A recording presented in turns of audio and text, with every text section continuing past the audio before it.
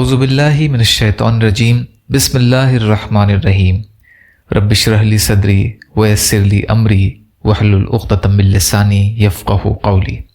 بکھرے موتی، چوتھا حصہ۔ عورت کا حسن کردار روح کی پاکیزگی ہے۔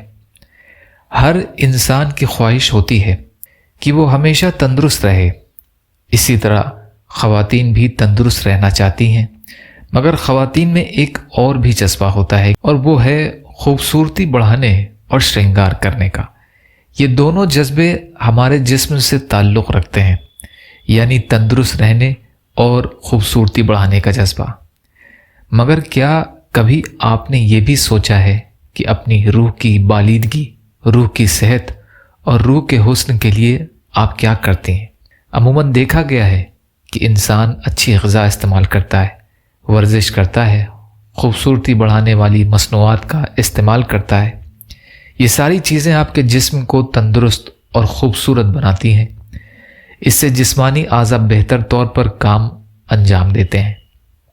اچھی غذا اور اچھے میک اپ کے استعمال سے چہرے پر نکھار آ جاتا ہے اور چہرے کے داغ دھبے دور ہو جاتے ہیں، اور ہر فرد آپ کی تعریف کرنے لگتا ہے کہ آپ نے کیا حسن اور صحت پائی ہے، اور خواتین اپنی تعریف سن کر بہت خوش ہوتی ہیں۔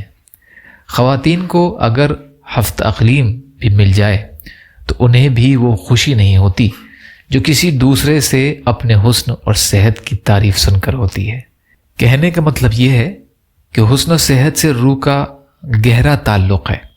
آپ کے حسن اور صحت مند جسم میں ایک روح ہوتی ہے جس کی پاکیزگی اور خوبصورتی زیادہ معنی رکھتی ہے بنسبت خوبصورتی اور صحت مند جسم کے۔ روح کو پاکیزہ رکھنے والا انسان ظاہری طور پر بھی خوبصورت ہوتا ہے اور باطنی طور پر بھی۔ اپنے حسن اخلاق سے دوسروں کو مطمئن اور خوش رکھتا ہے۔ وہ اپنے برتاؤ سے، اپنی عادتوں سے دوسرے میں نہ صرف مقبول ہوتا ہے بلکہ لوگ اس کا احترام اور عزت کرتے ہیں۔